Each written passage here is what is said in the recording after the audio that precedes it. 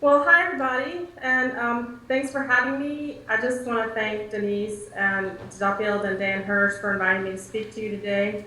I'm here to present the results of the exposure assessment that was conducted by UCLA between 2002 and 2006. It was released in 2006 and it can be found on the work group's website. I'm going to keep this brief. I won't go into the history of the site. I'm sure you know about that and the activities that occurred there. I'm just going to focus on the study, methodology, and the results. So if I could have the first slide of the project team. I just want to acknowledge ATSDR for funding the research, as well as the following investigators who contributed significantly to the research, most notably Dr. Yoram Cohen, who couldn't be here today. He's a professor of chemical engineering at UCLA and was the principal investigator of this study. Before I dive into the study, I just want to clarify a few limitations and how those limitations are impacting the interpretation of our results. First of all, this was an exposure assessment. Exposures were estimated based on past monitoring data and some modeling data, and it used EPA's default exposure scenarios and assumptions. As such, it represented only potential exposures. You're going to hear me say potential throughout this talk, and that's the reason why. This impacts the interpretation of results. Results were not meant to conclude that any real risks occurred. They're just useful for prioritizing monitoring and remediation efforts. Second, this report was conducted from 2003 to 2005. It's based on data that was collected up to 2003. So it represents, to the best of our knowledge, potential exposure scenarios prior and up to 2003. I don't have any current knowledge of the current state of the site, so I can't comment on those conditions or potential exposures now. One final issue is the fact that my involvement of the study was primarily limited to conducting the exposure assessment. I have limited technical knowledge about other aspects of the study, like the air dispersion modeling or the soil TCE characterization studies. So I may not be able to address technical questions on those matters, but I can refer your questions, if you have any of those, to the proper study person. Also, this study was completed 10 years ago, so please forgive me if my memory slips on certain points. With that in mind, I'm just going to review what the objectives of the study were. The primary objective was just to determine if SSFL posed a potential health hazard to off-site communities. In order to answer this, we had to ask a series of questions. One was, what were the primary contaminants of concern? There was an extensive inventory of chemicals used at the site and fate products from those chemicals. So it was essential that we used a systematic and comprehensive approach to identify the most significant chemicals at the site. The second question was, what were the potential exposure pathways? A generally accepted method for determining health hazards is through exposure and risk assessments, which are methods commonly used by the EPA to prioritize sites. Given the data constraints, though, we could only conduct a rough exposure assessment, not a risk assessment. The third question was, where are the potential hotspots? The exposure pathways identified in the screening process were refined using site-specific information where available, and from this list, potential hotspot locations were identified. You can find a wealth of information about our methodology in our report. I'm not going to go into it here. I'm only going to give you a general outline. Basically, we went through a list of contaminants using a scoring and ranking model, the scoring, chemicals, and ranking assessment model. We use this to identify the contaminants of greatest concern based on their bioaccumulation potential, their environmental persistence, and toxicity as emission estimates and monitoring concentrations. We use this. Once we did this, we went to the next step to identify the potential pathways. This consists of compiling monitoring data and estimating concentrations for chemicals that were not monitored for. The maximum concentrations were then screened using the EPA's Risk Assessment Information System model, using conservative assumptions to identify pathways of potential concern. Dose ratios were then used to screen and rank exposure pathways. Those are just measured to determine if a potential dose may have exceeded allowable limits based on standard health-based value, which could be a reference dose or a cancer potency factor. If a pathway yielded a dose ratio greater than 1, then we looked at it closer to see if there was a potential pathway that could have occurred. This slide is just to give you an idea of the data sources and reports we reviewed. By no means was it comprehensive even, but we did review 291 documents from 36 different sources. Sources included local, state, and federal agencies and several consulting firms. We looked at various reports. We looked at monitoring data from 1959 to 2002. We looked at accident reports, mission reports, risk assessments, personal correspondence, monitoring protocols, well inventories, just to name a few. You can find more information about what the specific reports we looked at are in the report. To evaluate the data sources, we had to pay particular attention to the data gaps and the data quality. There were a few issues that we identified and we outlined these in the report. These include inadequate assessment of groundwater gradients, insufficient delineation of the extent of the groundwater contamination, the lack of current well use surveys, and inadequate monitoring data for off-site areas. There was also insufficient meteorological or air monitoring data.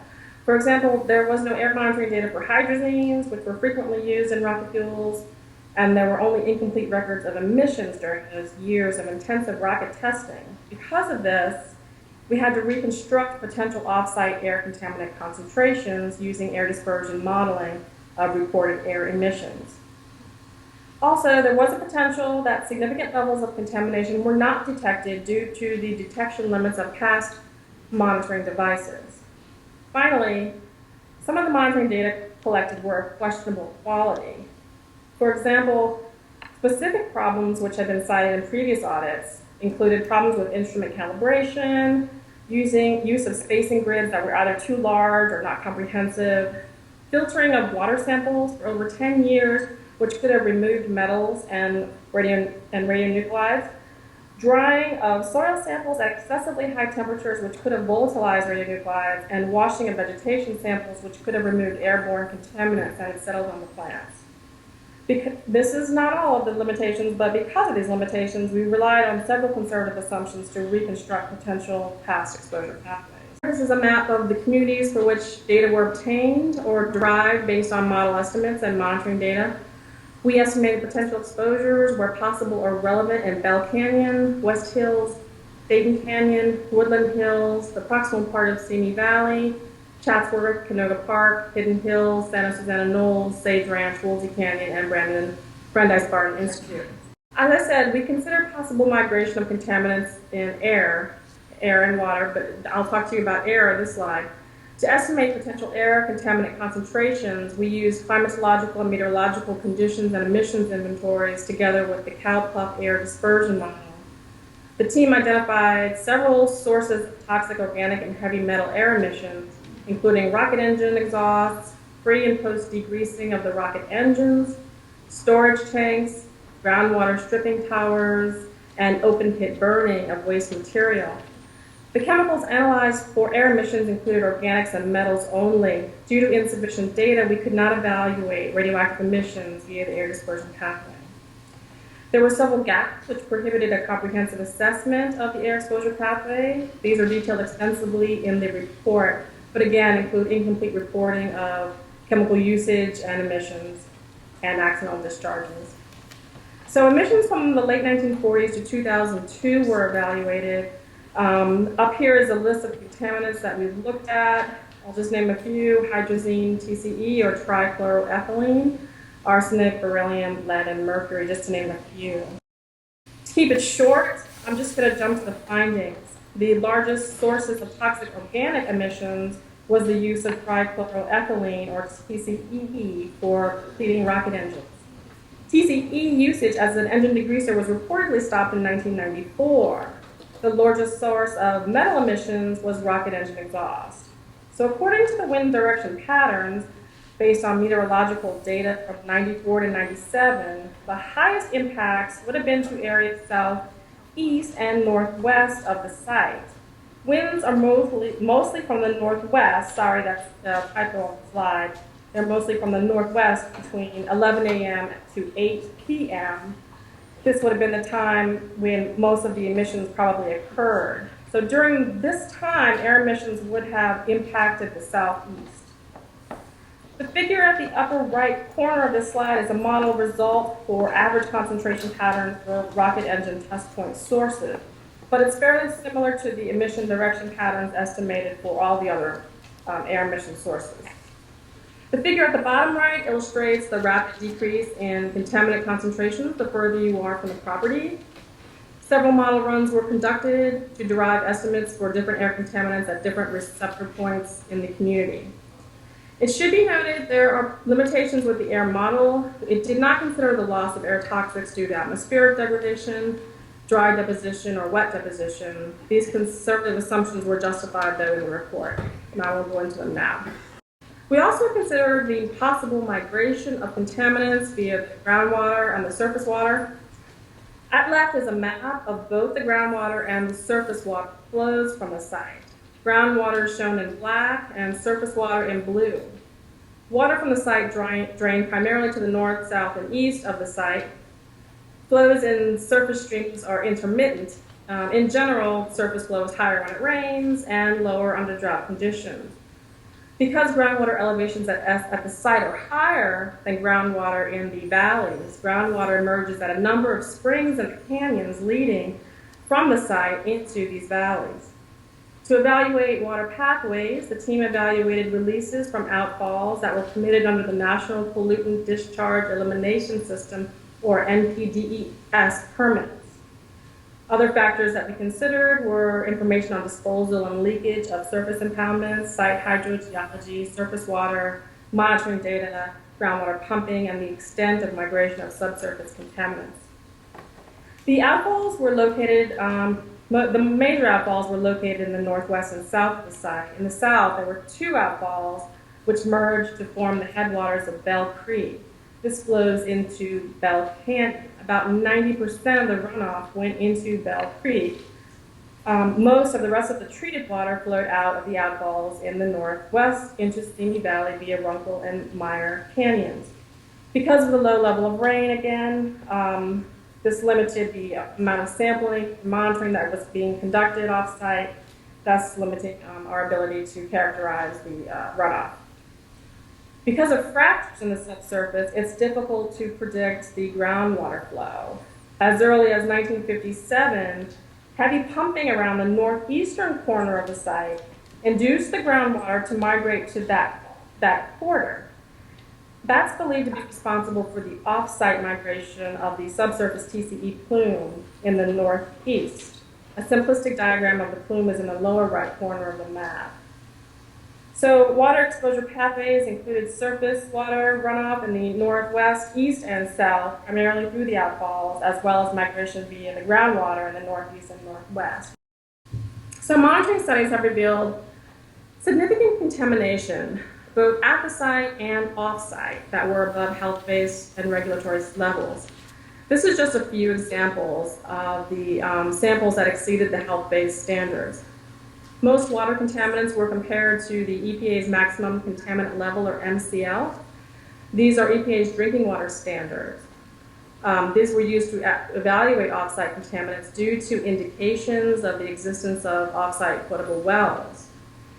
Upon review of the local records, some off-site domestic and irrigation wells were found in the area. Because the well files were not updated and the last well survey that was done in the 70s couldn't be located, we made the conservative assumption that wells identified in this area were still in use and that these wells could have contaminant concentrations comparable to levels found in the nearby monitoring wells.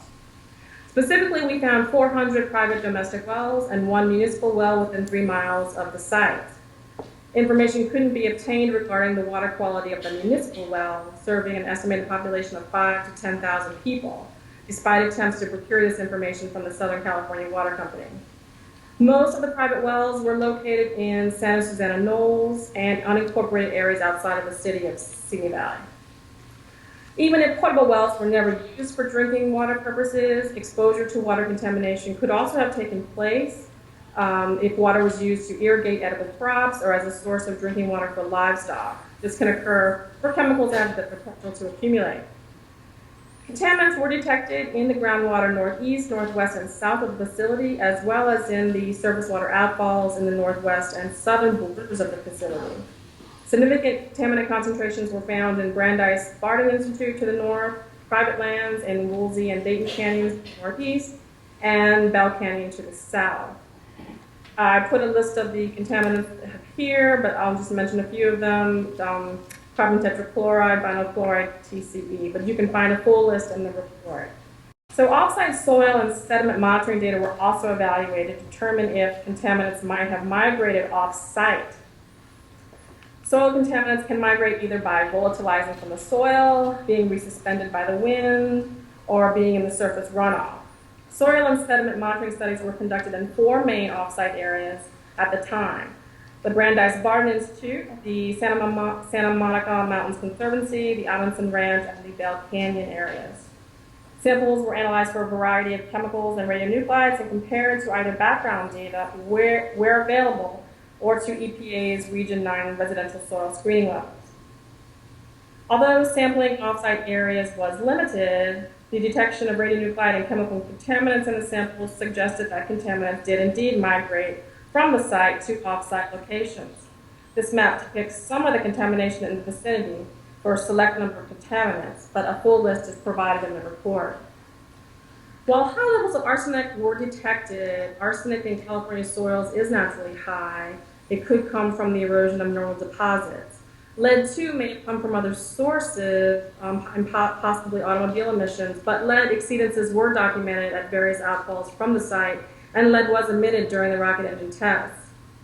Contaminants found in off-site soil that potentially originated from SSFL include beryllium, cesium, plutonium, methylene chloride, and toluene. These contaminants were found in a number of locations, including residential and recreational areas immediately north and south of the facility. Due to the ongoing development and the existence of hiking paths, horse trails, children's camps, private gardens, local residents, visitors, and workers could be exposed to soil contaminants via inhalation, incidental ingestion, and vegetable ingestion.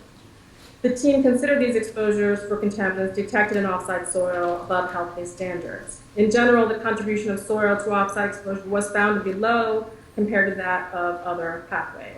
Given the continual change in people's locations and activities, quantifying an individual's potential exposure in a dynamic environment is very difficult. Due to significant data gaps on the levels of contaminants, and absolute exposure and health risk couldn't be determined, as I said before. And we decided to use a range of relative exposures for receptor locations surrounding the site.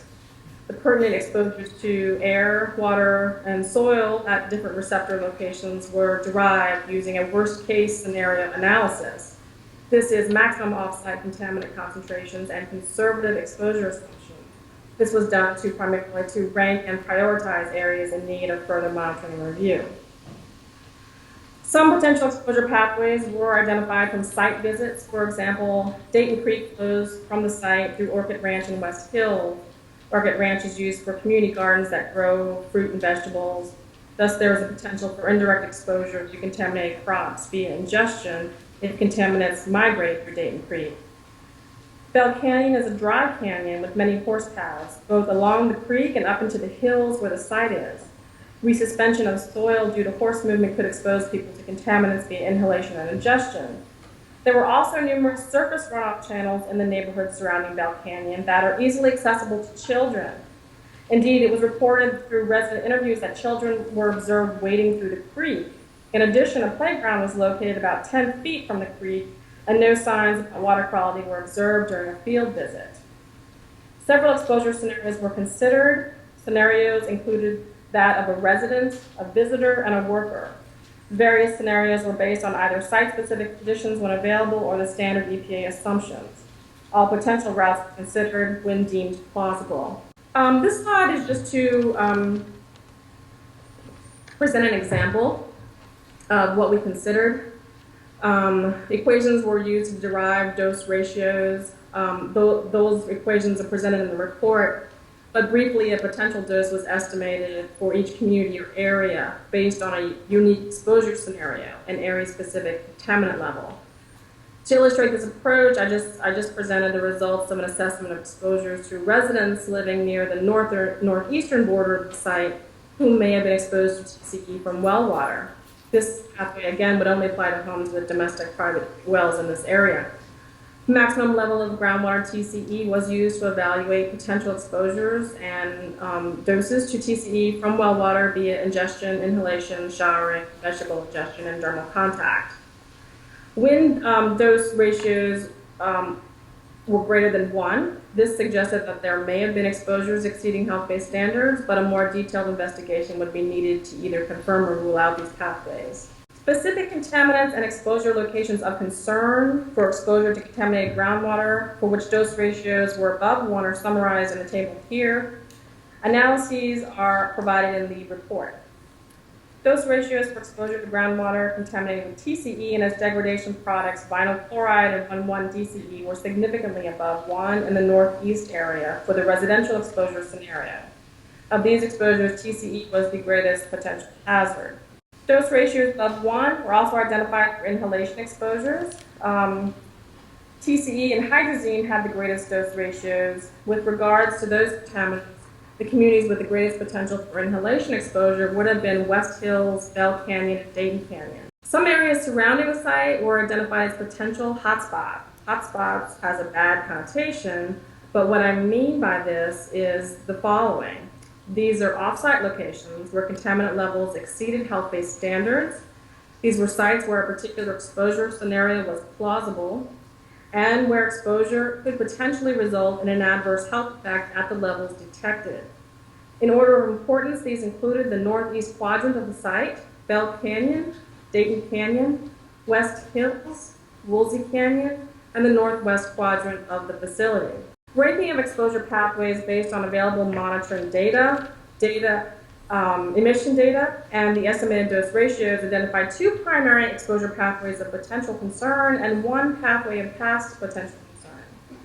The first pathway relevant to the time this report was released was long-term exposure via drinking water wells or gardens north and east of the facility. This would be within an area of about 1 to 2 miles from the site. Previous studies assumed there were no functioning wells in this location, but again, no recent well surveys were available to us. Therefore, we recommended conducting a comprehensive well water survey for areas surrounding the site. Contaminants of potential concern were TCE and its degradation products. These contaminants are carcinogens, which could target the liver, lung, bladder, kidney, biliary tract, and skin. Systemic diseases associated with these contaminants include non-Hodgkin's lymphoma, liver, kidney, and nervous system toxicity, peripheral neuropathy, anemia, and skin diseases. The second exposure pathway of potential concern, again, relevant at the time this report was released, was via long-term contact with soil in neighborhoods directly south, north, and east of the facility within 1 to 2 miles of the site. This could be through soil ingestion or inhalation, gardens, and even wells where relevant. Contaminants of potential concern included arsenic and lead. Again, it was unknown at the time whether the source of lead and arsenic was SSFL or not. In general, the contribution of soil to off-site exposure was found to be low compared to that of other pathways. However, the main concern here was exposures to children. Exposures to arsenic can cause nausea, abdominal pain, diarrhea, and cramps, and exposures to lead can cause cramps, abdominal pain, constipation, nausea, headache, fatigue, and neurodevelopmental effects. A third exposure pathway of potential concern, more relevant to past exposures, was primarily that of TCE inhalation and secondarily inhalation of hydrazine and its various oxidation products, like nitrosodimethylamine or NDMA. This would have occurred primarily in areas proximal to the site, that is, again, within 1 to 2 miles. This would be for long-term exposures during the period of rocket engine testing and open pit burning between the early 50s up to the 80s. I just mentioned the effects from TCE, but hydrazine has been associated with cancers of lung, liver, mammary gland and nose, and kidney and liver damage. For a full list of exposure pathways of potential concern, please see the report. So D.Env I'm just going to present a summary of a few of the recommendations we made in the report. It's important to recognize that due to the lack of sufficient monitoring data, in particular for areas east of the site, there was much uncertainty about the extent of contamination and potential exposure. Stormwater can flow northeast and east of the site, and eastern sites are lower in elevation than operational areas within the site, thus drainage to the eastern offsite areas is highly probable. Nevertheless, areas east of the site remain poorly characterized. Indeed, a 2004 field visit by Montgomery Watson along the eastern border of the site identified 6 previously unidentified springs flowing east from the site. For a better assessment of exposures east of the site, we recommended contaminant monitoring in the outfalls, streams, vegetation, and soil east of the facility with special attention to Dayton and Woolsey canyons. Other areas recommended for continuing off-site monitoring included Meyer and Runkle canyons to the west-northwest, Bell Canyon campgrounds and playgrounds, and Bell Creek to the south, Dayton Canyon Creek and Orchid Ranch to the east-southeast, Santa Monica Mountains Conservancy, Sage Ranch, and the Black Canyon to the northeast, West Hills to the southeast, and Brandeis Gardens Campground and Garden to the north-northwest. Of these, particular attention should be placed on West Hills and Meyer, Runkle, and Black Canyons due to inadequate monitoring conducted in those areas, especially Runkle Canyon where development has been occurring. Contaminant of particular concern back then was perchlorate, which was used as an oxidizer for solid rocket propellant in rocket engine testing. It was disposed of in the thermal treatment facility from Area 1, which was on the eastern side of the compound. And it was likely in the runoff that ran into Dayton and Woolsey canyons. At the time of the report, dose ratios for perchlorate from contaminated groundwater were generally low, even assuming a 30-year exposure period and a maximum detected level. However, just before we released our report, monitoring conducted by All West Remediation had detected perchlorate in vegetations on the eastern side of the site, which could have been a potential concern if that vegetation were edible and had been eaten over long periods of time. To address the lack of perchlorate data in this area, we recommended more monitoring of perchlorate in Dayton and Woolsey Canyon. Other potential contaminants for which off-site monitoring was recommended included beryllium, chromium, NDMA, mercury, and polychlorinated dibenzodioxins and polychlorinated dibenzofurans, or PCDD and PCDF. Those are just dioxins and furans. These are common products of combustion processes like incineration of hazardous waste, which was conducted in Area 1 on the eastern side of the compound. Finally, PCBs, asbestos, arsenic, lead, TCE, and DCE should also be monitored. While radionuclides were not the focus of this report, we also recommended continuing monitoring of select radioactive compounds like cesium, strontium, and plutonium. A full list of contaminants of potential concern can be found in the report. Given the level of groundwater contamination by TCE and its degradation products and other contaminants, the presence of wells within 1 kilometer or a little over half a mile from the site should be determined, in particular for areas northeast and east of the site. An updated well use survey, or for that matter, land use survey, should include information about the location and current use of wells and their current contamination levels. Municipal water supply companies which use the groundwater wells within the 3 miles of the site in Ventura or Los Angeles counties should regularly monitor water for perchlorate, NDMA, 1,4-dioxane, and chromium, and assess the ability of their water treatment systems to remove these chemicals where warranted. On-site restricted land use at the site was not recommended given the extent of TCE beneath the site, the inability of current technologies at the time to clean it up, target cleanup levels that they had at the time, and the potential for volatilization of TCE from the subsurface. However, if it is ever used for residential or recreational activities, the groundwater, soil, and subsurface should be regularly monitored, and an assessment of aggregate and cumulative exposure should be conducted, particularly in areas 1, 2, and 4 of the site where hazardous wastes were disposed of. Other recommendations were given with respect to the collection and processing of samples, radionuclide sampling recommendations, addressing the site's security gaps, characterization of the TCE plume, evaluation of ephemeral springs arising from the hills after heavy rainfalls, and monitoring of construction sites within the area. A full list of the recommendations can be found in the report. So I appreciate your time and attention. I've included my current contact information up here if you have questions about the study.